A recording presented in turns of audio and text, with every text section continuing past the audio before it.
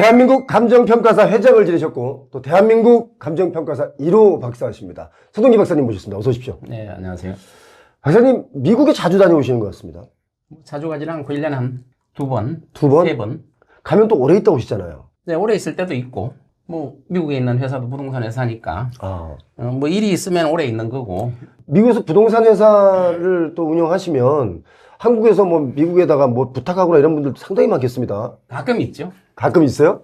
대신 이제 덩어리가 큰 건가요? 막 건물을 사거나 막 이런 거. 그렇죠. 빌딩이 나고. 지금 미국의 그 상업용 부동산 시장은 어떻습니까? 이제 주거용하고 상업용하고 완전히 달라요. 예. 근데 주거용 같은 경우는 그동안에 이제 금리가 너무 높으니까 공급이 안 나오잖아요. 그렇죠. 그 30년 고정금리 아시죠? 예, 예. 네, 공급이 안 나와요. 갈아타려면 고금리. 지금 주택담보대출 미국의 금리가 지금 7% 가까이 돼요. 7% 신규로 받으려면. 네, 지금 현재도. 예. 작년에는 7% 넘었었죠. 예. 근데 지금 7% 가까이 돼요. 어쨌든 신규로 받으려면. 그런데 과거에 싸게 싼 금리로 받았다가 새로 갈아타려면 너무 비싸니까 안 내놓죠. 그 공급이 안 나오니까 오른 거예요. 기존 주택이 가격이 올랐고. 네, 예. 공급이 없으니까. 없으니까. 수요는 뭐 일정 수요는 있잖아요. 사람이 살려고 그러니까. 그렇죠. 공급이 없어서 많이 오르는 상태고. 근데 지금 주거용 부동산 시장도 좀 안 좋아지고 있어요. 다시. 네, 지금 떨어진다기보다도 팔리지가 않고 있어요. 옛날에는 이제 한 두어 달 되면 팔렸는데, 예. 지금은 뭐 3개월, 4개월 돼도 안 팔리는 주택들이, 그러니까 재고지요. 예. 재고 주택들이 조금씩 늘어나고 있는 그런 상태죠. 사실 뭐 가격이 안 떨어진다라는 개념보다 안 팔리면 가격은 떨어지게 돼 있는 거 아닙니까? 결국은? 그렇죠. 지금 미국을 이제 다녀오시면서 미국 부동산 시장과 한국 부동산 시장을 지금 다 보고 계신데 트럼프 대통령이 미국에서 당선되고 나서 네. 또 우리나라에서는 대통령 탄핵이 인용되면서 네. 이게 지금 다 급변하고 있고 특히 경제 상황은 상당히 안 좋습니다. 지금 녹화 들어오기 전에 환율을 보니까 1487원까지 네. 갔고 또 주식은 지금 폭락하고 있고 네, 엄청난 거죠. 예. 자, 지금 한국 부동산 시장 어떻게 예상하십니까? 저는 지금 경기 침체가 맞다고 봐요. 완전히 죽어야 경기 침체가 오는 게 아니잖아요. 그렇죠. 죽을 지경이잖아요, 지금. 자영업자들이나. 그럼 경기 침체가 온 거죠. 과거 뭐 외환 위기나 금융 위기 때보다 나을 게 없거든요, 지금 자영업자들은. 근데 부동산 시장은 주택 시장 같은 경우는 우리나라도 보면은 특정 지역을 중심으로 해서 막 상승을 해요. 예. 특정 지역을 중심으로 예. 해서. 아주 서울 시내에서도 일부죠. 예. 일부. 근데 이제 상업용 부동산 같은 경우는 미국처럼 될 것 같아요. 어떻게 될 것 같습니다. 공실이 많이 생기고 임대 수익이 안 나오고. 근데 우리나라 상업용 부동산은 아직도 떨어지지 않고 있어요. 싸게 내놔야 팔리는데. 싸게 안 내놓고 있죠. 네, 또 공실이 많잖아요. 지금 뭐 아파트 상가 또 뭐 강남의 빌딩들 보면 공실이 되게 많아요. 강남에 여기 뭐 빌딩들의 오피스, 네. 상가, 오피스텔 공실이 너무 많습니다. 오다 보니까 이 건물이 뭐 임대 문에 막 잔뜩 써있을 때요. 건물에 보통 예전에는 그 가게 점포 이름들이 쭉 있었잖아요. 네. 꽉 찼잖아. 지금은 부동산 이름이 있죠. 임대만. 싸게 임대료를 받으면 예. 공실이 없어지죠. 공실이 없어지려면 간단하잖아요. 그렇죠. 수요자가 원할 때까지 계속 다운시키면 되잖아요. 그러면 그렇죠. 공실이 없어지죠. 그렇죠. 아파트 단지 어디 보면은 임대료 하나도 안 내고 관리비만 내서 들어와서 장사하라 이런 데도 봤어요. 많습니다, 지금. 그럼. 네, 있죠. 그러니까 아니면은 또 관리비조차 내주면은 또 오겠죠. 관리비까지 내줘가면서. 그러니까 분양받으신 분들은 어떻게 하라고. 그래서 못 하는 거예요. 그렇죠. 엄청 비싸게 받았잖아요. 팔려면은 뭐 반값이나 받을까? 저는 그런데 여기서 한 가지 질문 한번 좀 쓸데없는 질문일 수 있는데 그 공실이 그렇게 많은 걸 이제 보고 있고 네. 표영호 TV에서도 그렇고 다 보여드리지 않습니까? 네. 뉴스에서도 많이 나오고 있고 그런데 신규 분양을 하면 또 다 분양을 받는단 말이죠. 네. 이거 왜 이런 겁니까? 몰라서 이런 겁니까? 아니면 일부러 웃기려고 그런 겁니까? 아니면 또다시 일부러 한번 망해보고 싶어서 그런 겁니까? 아니면 개그죠. 개그. 네, 개그죠. 왜냐면은 아주 이해가 안 갑니다. 광고의 효과가 굉장히 커요. 광고 효과. 네, 광고 효과. 예. 또 띄우기. 광고 효과. 그럼 많은 분들이 우리나라는 이제 퇴직하는 분들이 자꾸 생기잖아요. 예. 고령화되면서. 예, 지금 뭐 베이비부모 세대들 퇴직 엄청나게 하고 있습니다. 그럼 돈 가지고 퇴직금 좀 가지고 있는 분들이 대출 좀 받아가지고 뭘 사서 사업을 하고 싶어요. 장사를 뭐 제일 쉬운 뭐 치킨집, 호프집 막 이런 그게 쉽지도 않은데, 10개 하면 뭐 9개 망하잖아요. 그렇죠. 그런 거 하고 싶어요. 그러면은 신규 분양 광고가 떴다. 그러면 광고를 이렇게 무시해야 되는데, 예. 자세하게 읽어봐요. 광고를 자세하게 읽어본다고요? 읽으면 읽을수록 빠져들어요. 그런 또 매력이 있구나. 매력이 있어요. 한번 읽어보세요. 광고 나오면. 무조건 분양 받을 거예요. 저는 광고 중에 뻔히 보여요. 저는 그게 다. 보이는 분은 보이는데, 네. 근데 이제 급한 분들이 있어요. 퇴직하고, 놀기도 뭐 하고, 뭔가 퇴직금. 수익을 만들어야 되는 분들. 네, 은행에 넣어놓으면 뭐 아주 저금리 받고, 뭔가 사업을 해야 되고, 그럼 뭐 조그만 거라도 하나 분양 받으려고 그러잖아요. 그럼 그 광고를 보면은 장밋빛이거든요. 아주 좋거든. 근데 대부분 이제 부동산의 전문가가 아니잖아요. 그렇죠. 그냥, 직장 평생 다니다가 또 공무원 평생 하다가 사회에 딱 나오면은 모르잖아요. 부동산에 대해서. 또 그런 분들이 귀가 얇아요, 또. 얇아요. 굉장히 얇아요. 예. 귀가 얇아서 혹 넘어가. 예, 표 대표님은 귀가 저는 뭐. 얇아요?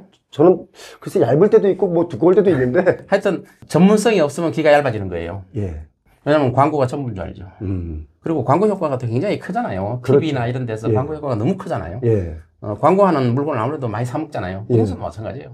광고 잘하는 데를 분양받게 되죠. 저는 저 반포에 깜짝 놀란 게 그 오피스텔 분양한 게 한 2년 됐거든요. 네. 근데 2년 동안 분양 광고를 거의 안 하다가 네. 최근에 어디 보니까 분양 광고를 하는 거예요. 근데 마치 지금 막 분양하는 것처럼 광고를 하는데 와 저거 안 팔려갖고 결국은 가격을 다운시켜야 되는데 안 팔리니까 광고를 하는구나라는 생각이 그렇죠. 들었어요. 가격은 다운 안 시키고 예, 광고로서 그 가격을 메꾸는 거죠. 그렇죠. 광고 효과로서. 어 그러면 또 그 광고를 보면 하여튼 매력적이잖아요. 여기 뭐 박사님 잘 아시다시피 여기 논현동, 신논현역, 강남역 요 사이 있잖아요. 요 사이 뭐 언주역, 강남구청역 뭐 이런데 역삼역 요 에어리어에 보면 네. 이제 오피스 공실이 정말 많아요. 저도 많이 봤어요. 상가는 다 비어 있어요. 신규 건물의 상가는 다 비어 있는 데도 있고. 그런데도 불구하고 이제 앞으로 분양물이 나오면 또 분양을 또 득달같이 가서 받는단 말이죠. 그렇죠. 그리고 공실 나면 울잖아요, 또. 그러면 이제 할 게 없다는 거죠. 우리나라 자영업자 비율이 예. 25% 정도 돼요. 미국 같은 데는 6% 좀 넘거든요. 자영업자 비율. 우리나라 자영업자 굉장히 많아요. 그거는 취업할 데가 없다는 거죠. 예를 들어 50대에 퇴직하는 분, 60대에 퇴직하는 60대 퇴직하는 분은 거의 없죠. 또 40대 퇴직하는 분도 있잖아요. 그분들이 나와서 뭐 해요? 재취업이 힘들잖아요. 우리나라는 취업하기 굉장히 힘들고. 그럼 자영업분이 없는 거예요. 그럼 자영업 비율이 굉장히 높아요. 우리나라는. 지금 남미 같은 데 못 사는 나라 자영업 비율이 40%, 50%. 베네수엘라 뭐 아르헨티나. 자영업 비율이 높을수록 그 나라의 경제 환경이 안 좋은 거예요. 안 좋은 거죠. 근데 우리나라도 자영업 비율이 굉장히 높거든요. 그러면 이제 그분들이 이제 쌈짓돈을 갖고 있단 말이에요. 그러면 대출 잔뜩 받아서 분양받은 반값 되면 또 원금까지 다 날아가는 이런 사태가 계속 반복되고 있는데 원금만 날리는 게 아니라 집안이 거덜나는 데도 많아요. 마이너스가 될 수가 있죠. 예. 그래서 이런 것들은 부동산 전문가한테 막 여러 군데 이렇게 물어보고 이렇게 상의도 해보고 해야 되는데 우리나라는 대기업, 큰 회사 광고를 더 신뢰해요. TV에서 광고 나온다든가 또 신문에서 광고 난다든가 이러면 그걸 더 신뢰를 하고 그거를 또 열심히 읽고 대부분 보면은 많이 배운 분들이에요. 맞아요. 많이 배우신 분들이 또 그쪽으로는 귀가 얇으시죠. 네, 많이 배운 분들이니까 또 자세하게 읽어요. 광고라는 거는 빠져들게 만든 게 광고예요. 자세하게 읽으면 읽을수록 너무 매력적인 거예요. 야, 박사님 그 설명하시니까 확 와닿는데. 네, 안 사면 안 될 수 없게 만드는. 아니면 광고를 안 하죠. 광고를 얼마나 많이 우리나라 세 손가락 안에 드는 대기업의 네. 임원분이 퇴직을 하셨어요. 그러고 나서 뭘 했냐면 이제 퇴직금 받아가지고 여기 신사동 대로변에 네. 상가를 분양받았어요. 상가를 분양받았는데 힘드시겠네. 분양받은 지 지금 한 3년 됐거든요. 아우, 힘드시겠다. 이제 그러니까 준공된 지 한 3년 넘었죠. 그런데 거기가 지금까지 공실이거든요. 저보고 어떻게 하면 좋냐고. 한 달에 이자만 몇백만 원이 나가는데 몇백만 원을 지금 벌 수도 없는데 어떻게 내냐. 근데 이제 제가 아는 분들이 이제 건물 가지고 있는 분들이 주변에 좀 많이 있어요. 이제 그분들이 유튜브 할 때 제발 떨어진다는 소리 하지 말라. 이렇게. 저보고도 그런 얘기 많이 해요. 떨어진다고 하면 더 떨어진다 이러는데 떨어진다고 해서 더 떨어지는 게 아니라 실제로 떨어지고 있는 걸 떨어진다고 말하는 거죠. 그렇죠. 지금 뭐 사실 많이 하락하고 있고 또 지금 아마 이 강남권에 오피스 빌딩 경매들이 엄청나게 쏟아질 겁니다. 제가 이거 분명히 예측하는 대로 다 갔거든요. 아마 25년 말부터 26년, 7년 되면 막 쏟아질 겁니다. 그럴 것 같아요. 예. 그럴 것 같아요. 왜냐면 대출 받아서 사신 분들, 대출 안 받은 분들은 괜찮아요. 근데 대출받은 분들은 고통을 느끼기 때문에 예. 그리고 은행에서 가만 놔두지는 않잖아요. 또 왜 이게 이 경매가 좀 늦어지는 경우가 있는데 어떤 경우가 있냐면 분양을 받았고 준공이 끝났어. 근데 가격 하락이 있고 임차인이 들어오지 않으니까 나 이거 분양 계약 취소할래라고 막 소송들이 들어가는 경우가 그렇죠. 있죠. 마지막에 잔금 네, 치르지 오래 않고. 걸리죠. 그럼 이게 이제 소송이 끝나야 결국 경매도 나오거든요. 네. 그러다 보니까 좀 시간이 걸릴 뿐이지. 그래서 27년, 28년 되면 경매가 막 쏟아질 겁니다, 지금. 지금 뭐 부동산 경매가 문제가 아니라 예. 경제 자체가 전반적으로 너무 얼어붙었고. 어떻게 될 거냐. 지금 부동산은 오히려 관심의 대상이라기보다도 그 정도로요. 먹고 사는 문제를 걱정할 수도 있는 사태가 벌어질 수도 있기 때문에 부동산이 문제가 아니죠. 지금 그럼 그 말씀하신 김에 지금 트럼프 관세가 우리가 어려운 경기 국면에서 더 크게 어렵게 지금 때렸거든요.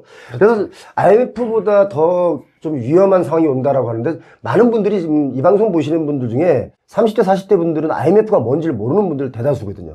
그렇죠. 그래서 IMF 때와 비교하자면 지금 어떤 상황인지 좀. 똑같죠. 똑같아요? 네, 별 차이가 없죠. 와, 그때 진짜 엄청났는데, 그때. 어느 나라나 아무리 나라가 어려워져도 상위 몇 퍼센트의 분들은 잘 먹고 잘 살잖아요. 맞아요. 아무리 어렵더라도. 예. 베네수엘라 90%가 빈곤층이에요. 전 국민의 90%. 예. 그럼 10%만이 먹고 사는 거예요. 그냥 잘 예. 먹고. 예. 그보다 더 상위권은 더 잘 살고. 예. 이처럼 아무리 경제가 어려워도 돈 있는 분들이 있잖아요.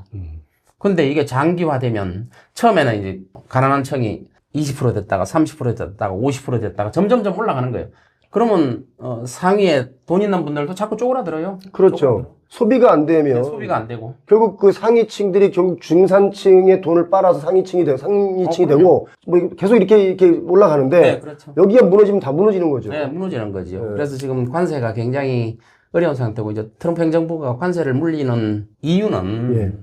관세 자체가 목적이 아니에요. 아, 뭡니까? 관세 자체가 목적이 아니고, 관세를 통해서 협상을 하려는 거고, 예. 그 협상은 바로 그 국내에 공장을 들여오고, 고용을 증가시키고, 예. 돈들을 미국으로 빨아들이겠다는, 다시 말해서 미국을 가장 위대하게 다시 만들겠다 하는 게 캐치프레이즈잖아요. 예, 예. 그러니까 관세 자체가 목적이 아니라 관세는 수단이죠. 관세를 통해 가지고 관세에 반발하면 그냥 가만 놔두지 않죠. 중국 이번에 관세 34% 때렸더니 또 34% 또 때렸잖아요. 예. 그 트럼프 행정부는 50% 또 때렸어요. 예. 그 104% 2배 이상 관세를 지금 물리는 중국과의 경제 전쟁이 벌어지고 있잖아요.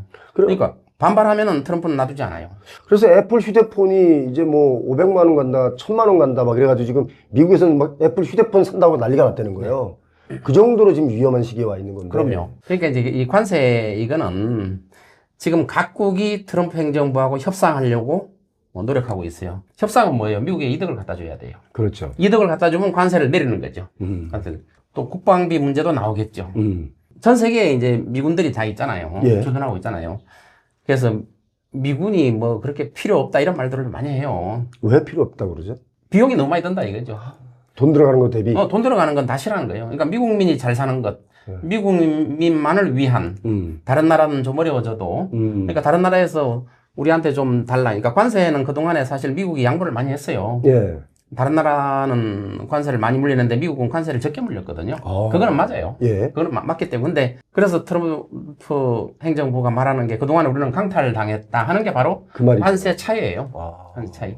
그래서 우리도 상호 관세, 상대방이 물리는 만큼 우리도 물리겠다. 이게 상호 관세 아니에요. 그렇죠. 보편적 관세는 10% 물렸지만 상호 관세를 물리기 시작하는 거예요. 나라마다 다 틀려요. 예. 나라마다 다 틀리게 하는 이유가 뭐겠어요? 우리나라는 25%, 일본 24%, 베트남 34%다 틀리게 하는 이유가 뭐예요? 전부 다 똑같이 물리면 세계 각국이 차별화가 별로 없어져요. 근데 더 많이 물리는 데서 협상이 들어오겠죠. 예. 한국은 25%인데 우리는 왜 34%냐? 해가 협상 들어오겠죠. 근데 베트남도 이제 정부 수반이 통화해가지고 협상 들어가는 걸로 알고 있어요. 예. 그러니까 선물을 줬겠죠. 그렇죠. 뭔가 다른 걸 줬겠죠. 네, 뭔가 줬겠죠. 우리나라도 주면은 또 떨어질 수 있겠죠. 협상을 통해서. 예. 이렇게 상호 관세라는 거는 차별을 둠으로써 또 중국 같은 데는 엄청 많이 물리잖아요. 보복하니까. 중국도 같이 보복하니까 엄청 물리잖아요. 그러니까 이게 차별을 두면서 협상을 하는 거예요. 협상용. 그러니까 오로지 미국 경제를 위해서. 그러니까 트럼프 행정부는 지금 명운을 걸었어요. 대통령 한번 해봤잖아요. 예. 두 번째 대통령 명운을 걸었어요. 미국 경제를 다시 살리고 제조업을 활성화시키고 고용을 늘려서 미국을 다시 한번 부흥시키자 하는데 이 관세를 물렸을 때 이제 협상이 계속 들어와서 미국에 이득을 주면 좋은데 만약에 그게 잘못되면 어떻게 되겠어요? 미국도 어려워질 수가 있다는 거죠. 지금 미국이 어려워지고 있다고 그래요. 미국 미국은. 자체가.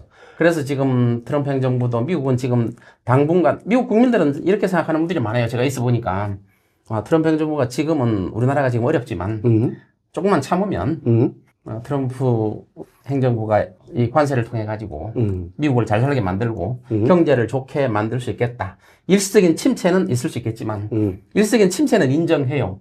트럼프 행정부도 침체는 올 수 있다고 인정해요. 근데 침체가 오더라도 트럼프 행정부는 관세를 통해서 미국을 다시 한번 부흥시킬 수 있다. 이렇게 믿고 있는 미국인들이 많아요. 근데 그러한 미국인들이 기간이 길어지면 어떻게 됐어요? 실망해서 이제. 실망이 늘어나기 시작하죠. 예, 힘들어지면. 네, 힘들어지면, 길어지면. 그리고 잘못하면 이 관세 정책을 통해서 우리가 100년 전에 그 상호관세, 그러니까 보호무역 제도가 있잖아요. 예. 경제 공황이 왔잖아요. 예. 그래서 잘못하면 경제 공황도 올 수 있는 가능성을 가지고 있단 말이에요. 경제 공황이라는 건 뭐 10년 이상 뭐 장기 불황을 가져오는 거잖아요. 예. 전 세계가 다 똑같은 예. 상황이 올 수 있는 거잖아요. 근데 예. 트럼프 행정부는 이제 침체가 일단 오고 그 침체를 빨리 벗어나는 이런 전략을 쓰고 있는 것 같아요. 침체는 올 것이다 하는 건 미국의 행정부 관료들은 부인을 하지 않아요. 그렇죠. 지금 뭐 대공황 분위기도 나고 있거든요. 잘못하면 대공황이 올 수 있죠. 이대로 간다면 대공황이 올 수 있다 이거죠. 올 수 있죠. 지금 중국하고 벌써 싸움이 심하게 벌어졌잖아요. 예. 보복 관세를 서로 주고받고 있잖아요.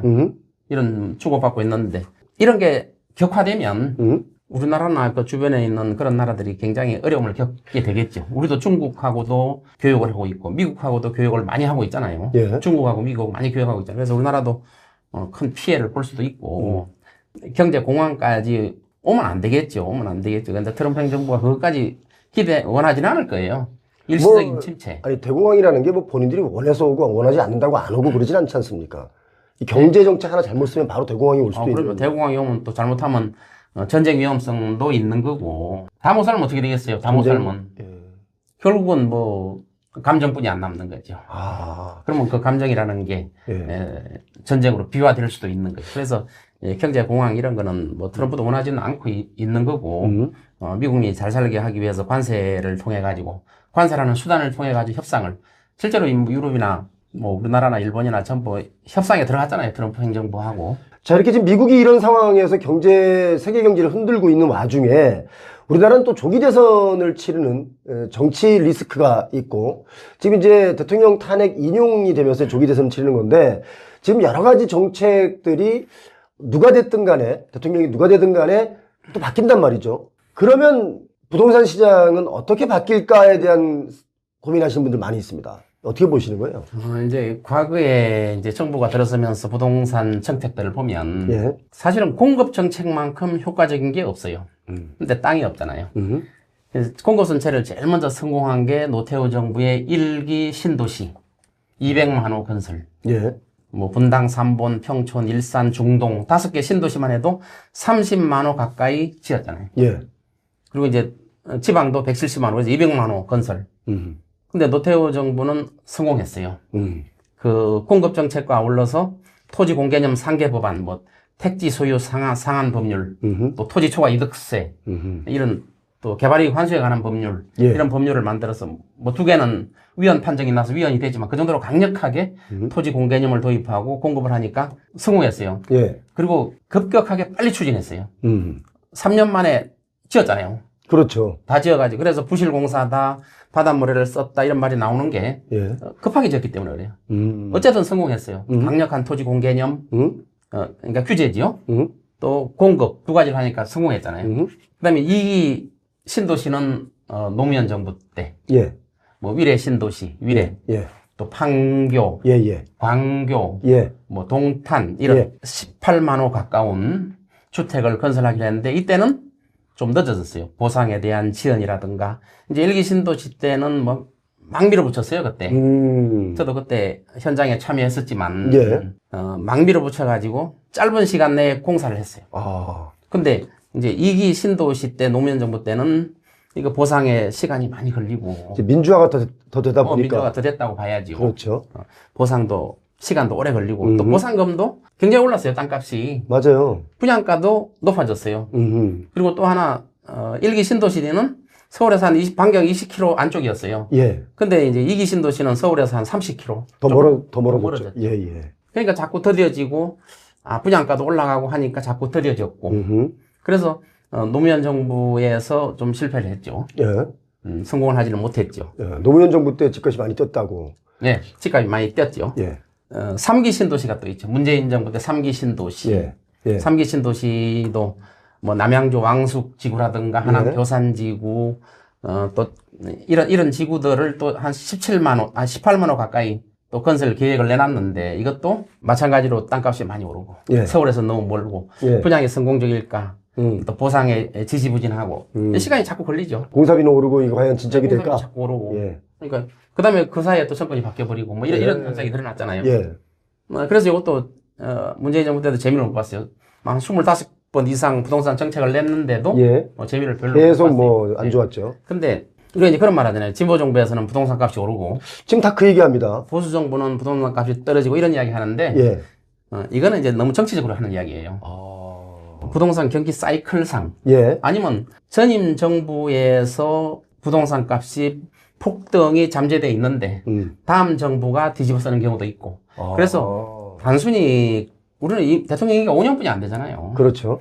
단순히 이거 5년 가지고 부동산 값이 올랐다 떨어졌다 뭐 실제로 맞는 경우도 있어요. 맞는 경우도 있지만 그거 가지고 우리가 뭐 진보 정부는 올린다 또 보수 정부는 그러니까 이제 그게 뭐 꼭 진보 정부냐 보수 정부냐의 그런 문제가 아니라 개념보다는 부동산 자체를 놓고 봐야 돼요. 정책을 이렇게 이제 문재인 정부 때는 일가구 이주택 과세 더 하고 네. 뭐 자꾸 이제 이런 엄청나게 정책 여기 규제가 잡으면 또 여기 뭐 올라가고 이제 이런 정책을 펼치다 보니까 계속 규제 정책으로만 일관하다 보니까 이게 결국 부풀어 올라 터지는 거죠 가격이. 네, 그렇죠. 예. 부풀어 올라 터지고. 그러니까 이번에도 또 그럴 거 아니냐 이런 의견들이 있습니다. 근데 이제 윤석열 정부에서는 뭐 270만 호 민간 건설자를 중심으로서 공급을 내놨는데 대책을 내놨는데 그냥 중도에 못하게 되는 거죠. 못하게 돼버렸고. 이제 물거품 됐고요.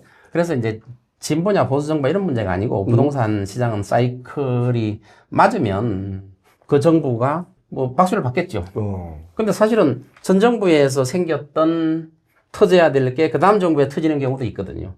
그래서 억울한 면도 있죠. 억울한 아니 근데 누가 이제 그런 말을 저기 자꾸 물어보는 거예요. 자 만약에 이제 민주당의 그 대표 주자가 대통령이 되면 집값이 또 폭등하는 거 아니냐? 지금 미리 살아야 되는 거 아니냐? 어차피 폭등할 집값인데 이렇게 말하는 분들이 있어. 그렇지는 않다고 봐요. 물론 저는 뭐 민주당, 국민의힘, 이런 문제를, 저는 부동산 문제는 떠나야 된다고 봐요. 저도 이 부동산 정책이나 경제 정책은 여구, 야구, 진보, 보수 이런 게 없어야 되는 없어야 거예요. 돼요. 국민이 먹고 사는 문제인데. 정권이 어디냐에 따라서, 부동산 시장이 결정되는 아니고, 이제 앞으로 2달도 안 남았잖아요. 새로운 정권이 들어서면. 제가 20년 전부터 주장한 게 있어요. 예. 부동산 값을 잡는 방법은, 외국에 같은 데 보면은 재산세율이 보유세를 말하는 거예요. 보유세. 예. 1%가 다 넘잖아요. 예. 우리나라는 굉장히 싼 거예요. 보유세가. 예. 보유세가 굉장히 싸요. 예. 좀 미국 같은 데도 보면은 보유세가 뭐 0.28%도 있고. 예. 50개 주가 있잖아요. 예. 또 어떤 주는 2.49%. 맞네. 그러니까 보유세가 10배 가까이 차이 나요. 예. 주별로. 예. 그래서 우리가 이제 미국을 가지고 보유세가 어떻다, 세산세가 어떻다 이렇게 말하는 거는 좀 어불성설이다. 코끼리 가지고 눈 감고 만지는 격이에요. 그렇죠. 왜냐면 주마다 다 틀려요. 그렇죠. 세율도 틀리고 또 재산세 과표 산정 시스템도 다 틀려요. 50개 주. 조금 전에 이제 재산세를 말씀드렸는데 재산세를 많이 올리고 양도세나 취등록세를 대폭 하향시켜야 돼요. 저는 재산세를 올리면 문제가 있죠. 근데 세제의 개편이죠. 예. 다시 말해서 취등록세 우리나라 굉장히 비싸잖아요. 예. 또 양도소득세 굉장히 비싸잖아요. 예. 이 두 가지를 대폭 낮추던가 없애버리고 자, 그걸 낮추거나 없애면 어떤 효과가 있을까요? 거래가 활성화되죠. 거래는 빈번하다. 네, 거래가 활성화되죠. 근데 보유세를 높이면 어떻게 돼요? 보유세를 많이 높이면 소유하는데 부담이 생기죠. 예. 부담이. 예. 강남에 집을 한 채 가지고 계시다. 근데 보유세가 지금보다 한 대여섯 배 이상 올라간다. 무섭죠. 그러면 집 다 내놓을걸요? 그리고 양도세는 또 아주 싸다. 그럼 다 내놓죠. 팔고 싶겠죠. 당연히 지금 그렇게 되면 팔려고 내놓는 분들 엄청나게 많을걸요? 내놓겠죠. 양도세가 일단 부담이 줄으니까 재산세가 비싸고. 그러면 살 사람이 있을까요? 아니, 누군가는 그 부담을 또 떠안아야 되니까 나 부담 안 떠안으려고 안 사지. 수요가 굉장히 적지요. 예. 그러면 부동산 값은 떨어질 수밖에 없잖아요. 이제 제가 한 20년 전부터 계속 보유세 높여야 되고 양도세 이런 거 다 낮춰야 된다 말하면은 반대하는 분들이 계속 신문에 쓰는 게 뭐냐 하면 재산세를 높이면 재산세가 월세 세입자들한테 전세 세입자들한테 전가돼 가지고 집 없는 분들이 더 고통을 느낀다 이렇게 써요. 그럴 수도 있는 면이 없잖아 있어요. 있죠. 예. 근데 일종의 가스라이팅이죠. 예. 그러면은 이제 집 없는 분들도 재산세 올리면 뭐 그런가 보다 이렇게 이해할 수도 있잖아요. 또 칼럼 쓰시는 분들이 대부분 또 뭐 미국의 유명 대학에서 박사 받은 분 이런 분들이잖아요. 예. 그리고 또 신뢰를 한단 말이에요. 예. 그러니까. 근데 그분들 다 죄송하지만 카르텔들이 많지 않습니까? 네, 그런 게 있어요. 하여튼 재산세를 못 올리게 하는 거죠. 전세나 월세 사시는 분들이 정가를 못 시키게 해야죠. 그리고 정가가 그렇게 크게 되지 않아요. 조금 전에 말한 것처럼 보유세를 높이면 양도세를 대폭 낮추면은 팔고 싶겠죠. 근데 그렇죠. 수요가 없겠죠. 예. 그러면 집값이 점점점 하향 안정화되면 뭐 세입자는 평생 세입자예요. 싸지면 집을 사죠. 그렇죠. 수요가 생기는 거죠. 또 매매가가 떨어지면 뭐 월세나 이런 것도 떨어지게 되죠. 떨어지게 되죠. 당연히. 예. 그래서 이제 2달도 안 남았는데 새로운 대통령이 나타나면 예. 이러한 세제 개편을 강력하게 한다면 아주 훌륭한 업적으로 저는 남을 것 같아요. 제가 우리 서동기 박사님 새 정부에서 일할 수 있도록 제가 네. 폐용호TV에서 바람을 많이 잡아보도록 하겠습니다. 아니 저는 새 정부에서 일하고 싶은 생각이 없어요. 그냥 새로운 이론만 계속 말하고 싶어요. 아, 그래요? 네. 왜냐면 이 집값 하향 안정화에 대한 개념을 갖고 계시기 때문에 사실 이 집값이라는 게 너무 계속 고점으로만 달리다 보면 결국 이게 언젠가는 우리나라 경제의 발목을 잡고 빵 터지게 돼 있고 또 서민들은 계속 살기 힘들고 그럼요. 돈 가진 자들만 더 부자가 되려고 더 비싼 가격에 그렇죠. 자꾸 버풀리면 지금 결국, 같은 현상이 나타나는 거예요. 결국 이게 나중에 시간 지나면 이건 제 이론인데요. 얼마 전에 강동구에서 도로가 침하돼가지고 싱크홀 생겼잖아요. 네. 이게 뭐냐면 중산층이 무너지면 부자들도 툭 꺼지는 거예요. 그렇죠. 무시무시한 일이 벌어났죠. 경제 싱크홀이 나오는 겁니다. 네, 맞아요. 그래서 자 우리가 개별적으로 뭐 나만 잘 살면 되지라는 욕심을 부렸다가는 큰일 나는 지금 시기에 와 있다. 이제 보유세를 올리면 또 이런 말 하시는 분들이 있어요. 집 가지신 분들이 저렴한 주택 가지신 분들이 피해를 같이 올린다. 같이 올리니까 세율을. 근데 이제 미국의 제도 훌륭한 제도가 있어요. 재산세가 10,000불까지는 예. 소득이 있으면 소득 공제를 해줘요. 다시 말해서 소득 있는 분들은 소득 공제를 해주기 때문에 10,000불까지는 그 10,000불 정도의 재산세가 나오려면은 우리나라 돈으로 집값이 한 12억, 13억 정도 돼야 돼요. 어허. 그러니까 12억이나 13억 정도 이하 되는 분들은 재산세를 안 내는 거예요. 아예 안 내는 거고. 소득을 면제되니까. 그걸 넘어가면 좀 내는 거고. 비용 처리해 주니까. 예. 근데 이제 소득이 없는 분들은 비용 처리가 안 되니까 고스란히 내야 되겠죠. 그러면 이걸 나중에 이제 이게 만약 법이 통과됐다. 네. 만약에 법을 만들었어. 서 박사님 말씀 네네. 듣고. 그럼 나중에 서 박사님 무슨 얘기 듣는지 알아요? 강남 집값 다 떨어뜨렸다는 사람이 바로 이 사람이야? 당신이야? 그래도 예. 강남 집값이 떨어지는 데는 한계를 가지고 있는 게 물론 떨어지겠죠. 떨어지는데 예를 들어서 이제 우리 표 대표님이 강남에 집을 가지고 있는데 보유세를 많이 올려가지고 내가 지금 100억 있는데 예. 1년에 몇 천만 원 낸다고 생각해봐요. 두 가지 부류가 있겠죠. 예. 한 부류는 몇 천만 원씩 낸다는 게 이게 말이 돼? 이게 자본주의야? 이렇게 말하는 분도 있고 또 한 분은 내가 몇 천만 원 내는 거는 당연하다. 빈부격차가 심해지는 걸 줄여야 나도 편해진다. 그렇지. 이게 뭐예요? 노블리스 오블리제. 예. 둘 근데 중에 어떤 걸 할 거예요? 저는 만약 제가 그 상황이라면 저는 후자를 택할 겁니다. 예, 방송이니까 그렇게 말할 수도 있겠는데. 아니요, 저 진짜 그렇게 할 거예요. 그러면 훌륭한 생각이에요. 100억 가지고 있는데 뭐 그거 뭐 못합니까? 세금 낼 거 다 내고 뭐. 미국이 그렇단 말이에요. 세금, 엄청난 고가의 주택들이 세금이 엄청나요. 그리고 부자들만 보유세를 많이 내는 거예요. 아까 말한 것처럼 면세가 많이 돼요. 그러면 퇴직자 같은 경우는, 미국 같은 데 보면 55세 넘으면, 예. 기존에 이제 취득세 기준으로 재산세를 매겼을 경우에, 예. 30년 전에 집을 사면 그 금액 기준으로 세금을 매기거든요. 예. 물론 매년 2% 올리는 건 있지만, 예. 그럼 세금이 굉장히 싸잖아요. 예. 그럼 55세 되는 분들이 그 집을 팔고 다른 집을 사면, 55세 넘었을 경우는 그분들은 은퇴를 했을 것이다 보고 기존에 싼 재산세를 그대로 물어요. 집이 더 올라가고 집이 올라가더라도 가격이 올라가도 그거는 미국이 합리적이네. 그런 부분은. 그런 제도를 도입하지 않고 그런 내용을 이야기하지 않고 재산세를 올리면 세입자도 어려워질 거다. 아니면은 또 싼 집을 갖고 있는 분들도 고통을 겪게 될 거다. 이런 말을 하는데 그 뒤에 숨어 있는 거는 이야기를 안 해요. 저는 그것도 그 뉴스에서 자꾸 엄하게 다루는 내용이라고 저는 보고 있고 그게 결국 카르텔들의 뉴스라고 저는 개인적으로 봐요. 그럴 가능성이 많죠. 제가 바로 그런 걸 다루는 책을 쓴 게 바로 이 뭐죠? 책입니다. 누가 썼어요? 제가 쓴 책입니다. 공급자의 시선이라는 책이 뭐냐면 근데 쓸 시간이 있어요? 그 이제 얼마나 제가 요즘 막 눈이 밑에가 떨리고 막 컨디션이 안 좋고 어쩐지 눈이 쏙 들어가더라고요. 예, 밤에 쓰다 보니까 여기 봐요. 예. 공급자의 시선. 예, 공급자 시선이라는 게 뭐냐면 사실 이게 어떤 내용이에요? 핵심 내용이? 이제 뭐냐면 우리가 잘못된 그 메시지를 보고 잘못 오해를 하기 시작한다는 거예요. 그러니까 메시지를 보지 말고 메신저를 봐라. 그래서 과연 이 뉴스를 누가 냈는지, 이 뉴스를 어떤 목적에서 냈는지 보면 아까 말씀하신 대로 바로 그거예요. 예. 어떤 세력이 있다는 거지. 그렇죠. 그래서 그런 뉴스를 보면 이 부동산 시장이 보이거든요. 네. 저는 그걸 좀 간파하는 책을 제가 쓴 건데, 뭐, 하여튼 제 책 얘기 나와서 죄송합니다만은. 지금 이렇게, 지금 새로운 정부가 들어서면, 부동산 시장이 이제 급등할 것이다. 이렇게 말하는 분들이 있는데, 그건 그렇지 않다라고 보시는 겁니까? 네, 저는 어떤 정권이 들어서더라도, 과거는 인구가 폭등하던 시기에 우리나라가, 그 다음에 개발이 한참 진행되고, 소득 수준도 급격하게 상승하던 시점이에요. 맞습니다. 과거 개발기에는. 인플레이션이 심화돼요. 그러니까 성장에는 인플레이션이 수반되는 거거든요. 그럼 그렇죠. 부동산 값이 오르는 건 당연한 거예요. 오르는 것보다 너무 폭등해서 문제지 부동산 값이 오르는 건 당연한 거예요. 근데 지금은 뭐예요? 인구가 감소하죠. 소득 수준이 올라가지 않죠. 그러면 부동산이 폭등한다 이거는 과거의 일이에요. 과거 개발기 때 일이지 지금은 장기 저성장 국면에 지금 들어왔어요. 이런 상태에서 부동산 값이 오른다? 이거는 문제가 있죠. 서울의 강남의 일부 아주 고가 주택은 아직도 우리나라 그 몇백억 가지고 있는 분들이 상당히 많이 있잖아요. 예, 많죠. 예, 많죠. 예. 예를 들어 뭐 300억 이상 있다 그러면 뭐 몇만 명 된다 그러잖아요. 뭐 예. 통계를 정확히 안 내봤지만 몇만 명 될 거예요. 고가 주택은 내가 그 집을 샀을 때 예.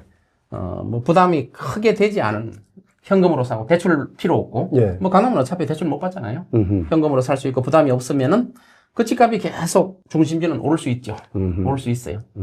근데 그걸 갖다가 대출을 해서 산다 그러면 낭패를 당하는 거죠. 따라서 사면. 그렇죠. 지금이 바로 그런 상태예요. 대출 받아서 무리하게 사는 분들이 있어요. 예. 이거는 낭패를 당할 수밖에 없어요. 다시 말해서 최고의 자산을 가지고 있고 고소득을 가지고 있는 분들끼리 경쟁하는 시장에 대출을 받고 뛰어들었다가는 예. 나중에 큰 낭패를 당할 수 있다. 왜냐하면 그 집값도 결국 떨어지거든요. 그렇죠. 근데 이런 게 있더라고요. 이게 사실 제가 볼 땐 어쩌면 가장 큰 문제일 수도 있는데 네. 한 300억, 400억, 500억 정도의 자산을 보유하신 분들이 이제 사업을 통해서 이 돈을 모았단 말이에요. 네, 그렇죠. 자산을 일궜는데 그러면 사업을 영위를 계속해야 고용도 창출하고 세금도 계속 뭔가 내는 거 아닙니까? 그렇죠. 근데 이분들이 이제 사업을 접어요. 왜 접냐? 사업할 환경이 아니다. 라고 판단을 해서 사업을 다 접고 이분들이 고가 아파트를 그냥 질러서 사요. 네. 그리고 그 다음에 좀 시간이 지나면 뉴스에 나요. 네. 그 아파트가 100억에 샀는데 200억이 됐다는 등 이런 기사가 나는 거죠.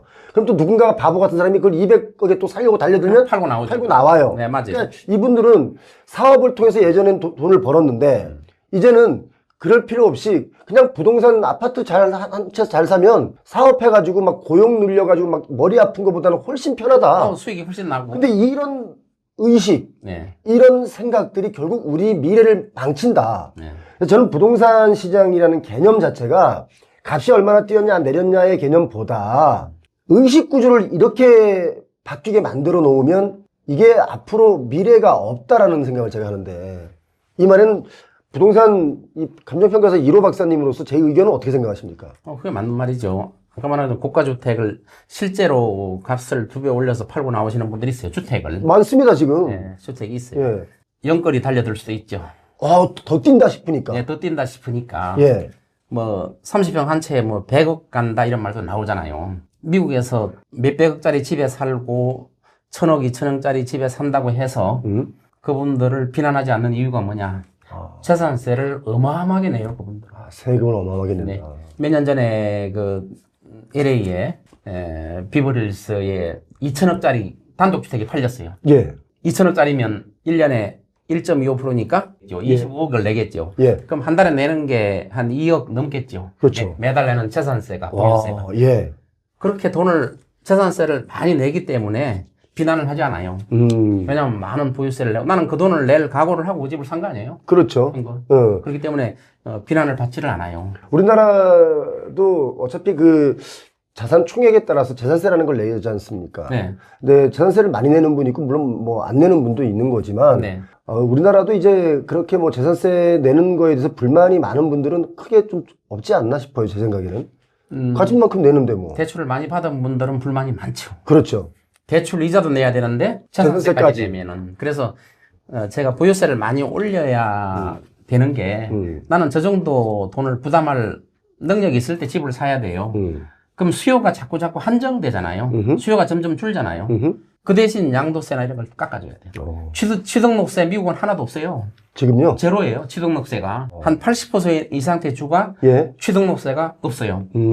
그래서 우리나라는 미국의 50개 주 중에서 좋은 주만 가서 갖다 쓰면 되잖아요. 좋은 정책만. 좋은 정책만. 그래요. 그 배우면 되는데 왜 그런 걸 안 배우고 자기들 마음대로 막 해가지고 이랬다 저랬다 하니까 그렇죠. 부동산 시장이 아주 이상하게 흘러가겠는데 또 이거 하나 한번 좀 설명해 주시기 바랍니다. 혹시 이제 정권이 바뀌면 1가구 2주택 그 다주택자 과세하던 거 또는 지금 뭐 금리를 더 내린다든지 경기를 부양한다는 측면에서 또 전 국민에게 막 돈 또 이제 풀어준다든지 막 이렇게 돈이 유동성이라는 게 좀 풀리면 집값이 급등한다. 라고 말씀하시는 분들의 질문이 쏟아지고 있습니다. 지금 이제 유동성이 지금 장기 저성장이라고 말씀드렸잖아요. 예.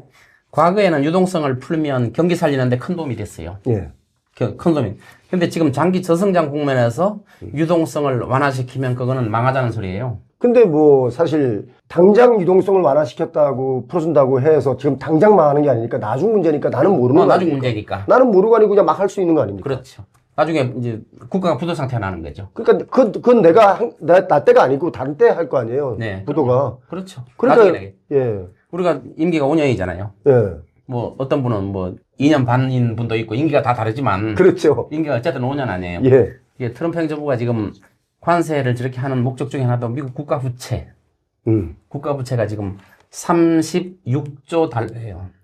36조 달러면은 5경이 넘어요. 경이라는 단위는 우리 상상 못 하는 거죠? 예. 얼마 전에 주식 떨어져가지고 하루에 1경이 날아갔는데. 그렇죠. 일단 국가 부채를 탕감할 수 있는 한 방안이 되잖아요. 그렇죠. 또 기상천외한 방법을 하나 발견했잖아요. 골드카드라는 거 들어봤어요? 골드카드는 뭡니까? 골드카드라고 이제 트럼프 행정부가, 출범하자마자 발표한 건데, 500만 불을 내면 예. 영주권을 그냥 주겠다. 오케이. 골드카드. 예. 500만 500만 불을 내면. 500만 불이 우리나라 돈으로 한 72억, 73억 정도 되죠? 예. 73억을 주면 영주권을 준다. 근데 73억은 예. 미국 정부에 주는 거고 돌려받지 못하는 돈이에요. 그러니까 73억을 내고 영주권을 바로 주고, 그게 팔릴 수 있다고 보고 있는 게, 예. 지금 러시아 재벌, 예. 중국 재벌, 예. 아랍 재벌들이 그걸 사죠. 사가지고 영주권을 그럼 그렇게 해서 영주권 받는 분들은 외국에서 소득을 보고할 의무를 또 없앤대요. 그러니까 소득세 혜택도 굉장히 주는 거죠. 그러니까 자산이 있는 사람들은 이거 그냥 받을만 하네요. 네, 미국에서 이제 통계를 내보면, 500만 불, 그러니까 73억 주고 이 영주권을 살 능력이 되는 사람이 한 3,700만 명이라고 지금 예측하고 있고, 예. 만일에 700만 장만 팔면, 예. 35조 달러예요. 예. 5경. 그럼 빚 갚는다? 미국 빚이 제로가 되는 거예요. 정부 부채를 탕감하는 데 도움이 된다는 거죠. 예. 지금 박사님 말씀을 딱 정리를 하면 지금 여러 가지 경기 지표, 경제 상황이 너무 안 좋기 때문에 뭐 진보 정권에서 정권을 잡으면 집값이 또 급등한다. 이런 거를 우리가 정확하게 말할 수 없다, 이제. 그럼요. 라고 말씀하시는데 지금 딱 어떻게. 집어서 말할 수는 없는 거예요. 그런데요, 제가 얼마 전에 확인한 게 뭐가 있냐면요. 이건 놀라운 확인입니다. 네. 뭐냐면 우리가 왜 집값이라는 걸 결정하는 것 중에 하나가 이제 수요, 네. 공급, 수요 공급의 원리, 그다음에 그렇죠. 금리, 뭐 우리가 또 그다음에 따지면 뭐 거래량 뭐 다 따집니다. 엄청 많죠. 경제 지표. 근데 그보다 앞서는 게 하나 있습니다. 뭐죠? 심리입니다. 맞아요. 부동산은 심리가 굉장히 중요해요. 그냥 이유도 없이 이것저것 다 떠나서 뭐 경기가 나쁘고 좋고 뭐 언젠 좋았냐 이러면서 진보 정권들은 무조건 초급등하니까 지금 집 살래. 지금 사놓으면 적어도 2배는 먹어 막 이런 사람들이 있어요, 실질적으로. 근데 그게 안 심리가 그러는 경우. 심리가 있죠, 물론. 그 부동산은 그 심리가 좌우하는 게 굉장히 많아요. 주식도 마찬가지지만 부동산은 특히 심리가 한번 냉각되면 끝없이 냉각되고. 이번에 토제 풀어준 거 아시죠? 미국에 계실 때였거든요. 예. 토지거래 허가제. 강남의 토지거래 허가제를 풀어주기 전에는 서울 아파트 가격이 약간 하향으로 이렇게 안정적으로 이렇게 안정적으로 하고 있는데 갑자기 풀어줬다가 다시 이걸 묶었단 말이죠. 예. 그럼 풀어줬을 때는 거래가 막 터졌어요. 이 잠실 경우는 6배가 터졌거든요. 그럼 이거 다시 재지정했을 때 그래도 최고가를 경신하는 거래들이 나오고 있단 말이죠. 네. 이게 뭐냐면 이제 심리가 이 모든 경제 지표를 앞섰다. 그러니까 결국 정책 하나가 사람들의 심리를 자극해서 그럼요. 자극을 한 거죠. 또 뭐가 있냐면 세종시 아파트가 네. 분명히 2월 초까지 네. 1월 말까지 가격이 거의 반토막 나 있는 상황이었어요. 그렇죠. 엄청 싸게. 그런데 하게 이제 되죠. 대통령 탄핵이 이제 헌법재판소에서 막 이제 재판이 이루어지고 이제 하니까 세종시에 급매물들이 많이 나왔던 게 다 들어가고 없고. 행정수도 이전 이런 거 말하는 거죠. 그렇죠. 그런 게 분명히 나올 거다. 그리고 또 유력 주자가 대통령실 이전을 검토해봐. 한마디 해놓은 거예요. 그랬더니 그게 일파만파가 됐어요.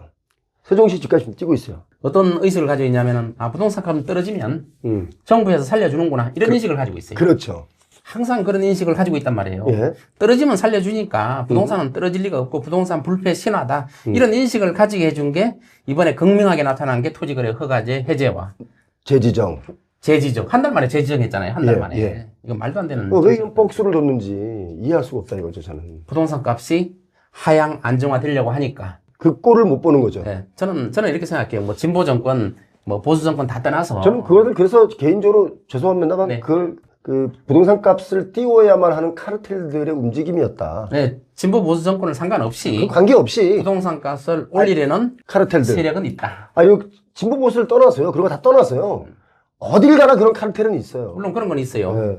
집값이 계속 올라가고 건설사가 부흥해야 지금 뭐 GDP도 올라가고 뭐. 네, 건설 경기가 부동산 GDP에 차지하는 비중이 한 15% 이상 되거든요. 굉장히 차지하는 비중이 커요.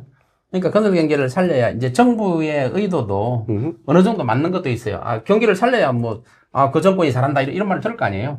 그러니까 건설 경기를 살리려는 의도는 있는데 문제는 떨어지려고만 하면 정부에서 확 풀고 또 막 오르면은 또 걷잡을 수 없으니까 그때는 잡기가 힘들어요. 아무리 규제를 해도. 이걸 제가 좀 다시 달리 말씀드리면요.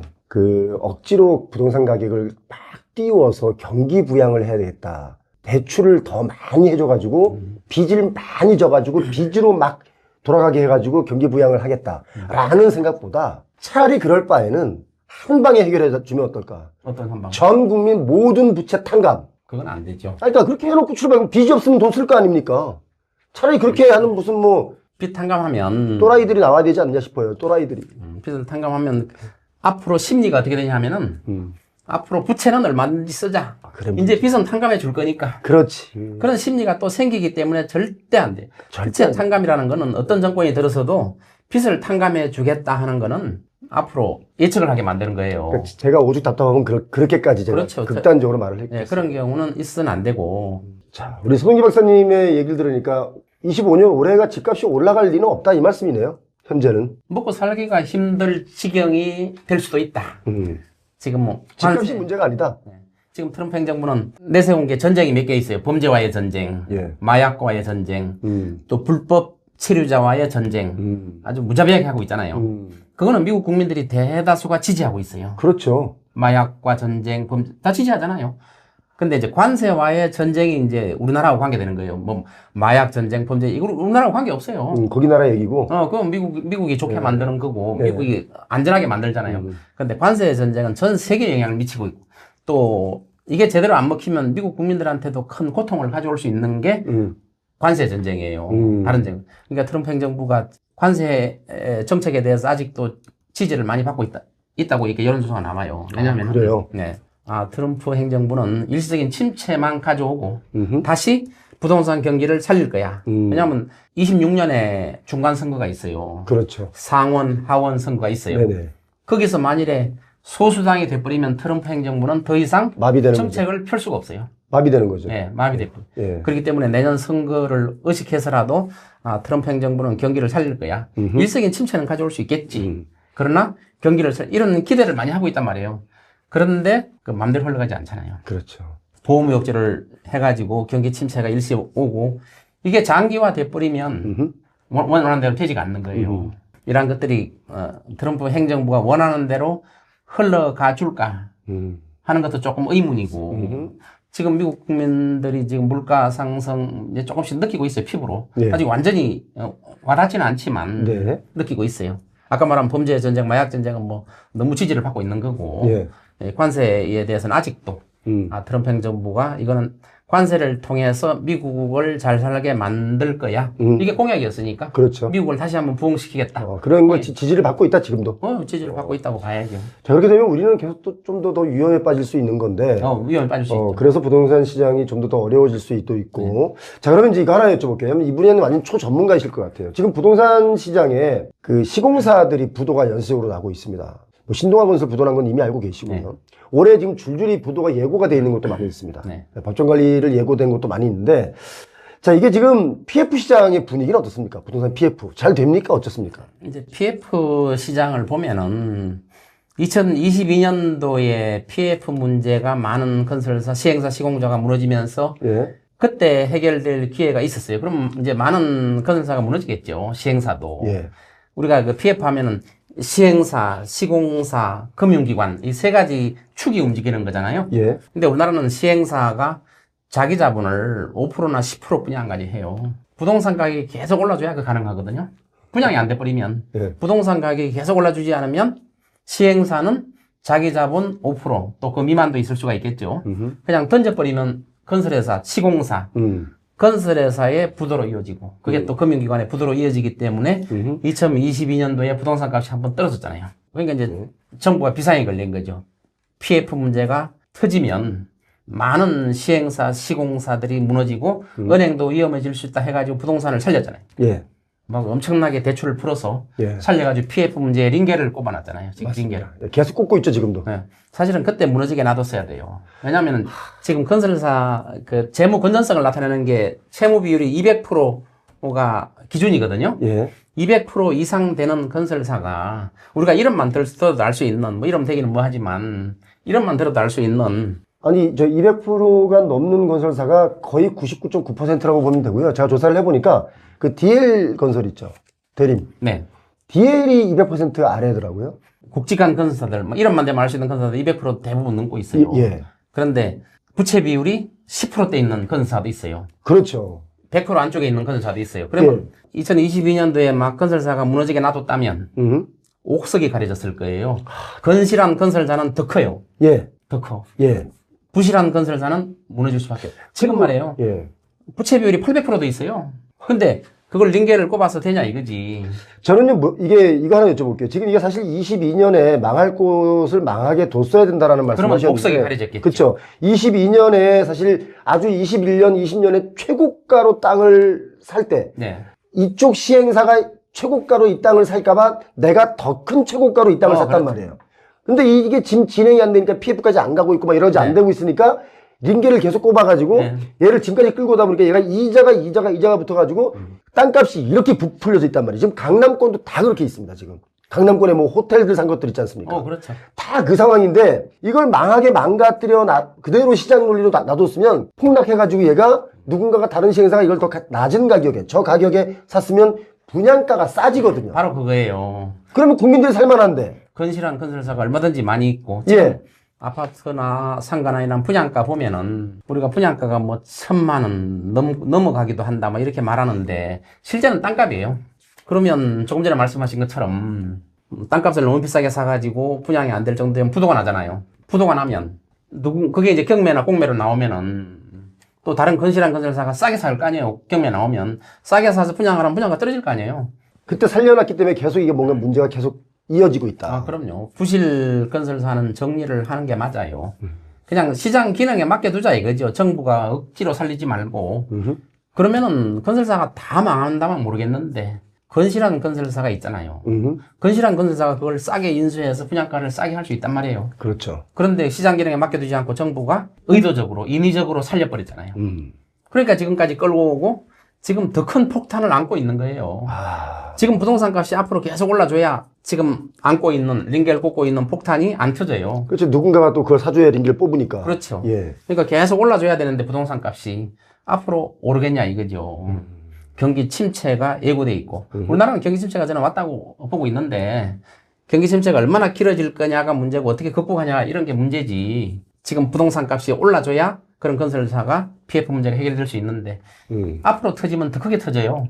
그래서 어쩐 분들은 지금 이제 4월 위기설, 또 7월 위기설, 9월 위기설을 얘기하는 분들이 굉장히 많습니다. 그런데 우리가 조기 대선을 치르잖아요. 여러분 정부가 또 바뀌면 이 PF 문제, 이 문제를 과연 어떻게 해결할지, 전 정부와 똑같이 계속 링겔 꽂게 할 건지 아니면 판을 뒤집을지. 저는 이제 새로운 정부가 들어서면 그 정부는 이제 국민들의 다수의 의견대로 움직여야 된다고 봐요. 특정한 세력 있잖아요. 예. 또 자산이 많은 분들 위주로 정책을 하면 안 된다고 봐요. 건설도 마찬가지예요. 예. 지금 건설사의 PF 문제에 걸려있는 대부분의 건설사들이 중견 이상의 건설사들이 많아요. 그리고 건실한 건설사도 당연히 있죠. 그런 굵직한 건설사 중에서 지난번 1, 2월 달 2달 동안 종합건설업이 100개가 넘는 데가 폐업을 했어요. 맞습니다. 이자를 못 무니까 수익 가지고. 그 다음에 전문건설업까지 하면 전문건설업은 600개가 넘게 폐업을 했잖아요. 자, 이러한 것들이 계속 도미노처럼 나타날 텐데 새로운 정부가 나타나서 그걸 또 살리겠다고 한다면 거품을 계속 안고 간다면 결국은 거품을 물고 죽게 돼 있어요. 자, 그래서 지금 보니까 이제 강남에 그 땅들 개발하려고 사놓은 땅들 있지 않습니까? 시행사들에. 근데 거기서 보니까 이제 국내에서 이게 분양이 좀 힘들 것 같으니까 오히려 그 지금 환율이 올라서 외국 자본들이 외국 자본이 좀 들어오면 들어와서 이걸 좀 건물을 좀 사주길 바라는 이런 시행사들이 꽤 많더라고요. 있죠. 있는데 뭐 아마 새로운 정부가 들어와서 정책을 하는 걸 보고 그때 들어온다는 거죠. 그 다음에 또 관세 전쟁의 여파가 어떤지를 보고 난 다음에 투자를 할 거예요. 지금은 투자하고 싶어 하는 투자자는 없을 거예요. 전 세계 마찬가지예요. 자, 그러면 이제 혹시 이제 올해 아파트를 막 살려고 하고 막 또 특히 신규 아파트 막 뭔가 더 비싸지는 아파트들을 살려는 분들이 있는데 그분들께 한 말씀 하자면 어떤 말씀 해주고 싶으세요? 지금 저는 기다려야 된다고 봐요. 우리가 뭐 4월 위기설, 뭐 10월 위기설 이런 말을 하는데 이러한 위기설은 외부 환경이 갑자기 좋아지면 그런 것들이 안 맞을 수도 있는데 지금 상황에서 외부 환경이 좋아지리라고 기대하기는 힘들어요. 그렇기 때문에 지금은 기다리는 게 훨씬 더 나은 상황이다 이렇게 보고 좀 더 기다리는 게 낫겠다. 지금 경기 침체가 되고 있는 상태에서 더 큰 폭탄이 터지려고 하고 있는 이런 상태에서 집을 구입하면 낭패를 볼 수 있겠다 이렇게 저는 보고 있습니다. 아무래도 이제 미국 시장과 한국 시장을 다 두루두루 섭렵하신 우리 서동기 박사님의 얘기니까 귀담아 들으셨으면 좋겠습니다. 긴 시간 동안 저하고 녹화했는데요. 네. 미국 다녀오셔서 미국 얘기를 좀 더 많이 듣고 싶었는데 또 미국도 가셔야 되니까 네. 사실 미국을 이렇게 자주 왔다 갔다 하시면서 한국과 미국을 동시에 점검하시는 분은 서동기 박사님 한 분이지 않느냐 이런 생각이 듭니다. 뭐 찾아보면 많이 있겠죠. 못 찾았어요. 저희가 나름대로 잘 찾거든요. 네. 근데 못 찾았어요. 그분들은 어디 뭐 숨어 있는. 저도 아직 못 찾았어요. 그래? 한번 찾아보자고요, 같이. 네. 오늘 말씀 고맙습니다. 네, 감사합니다.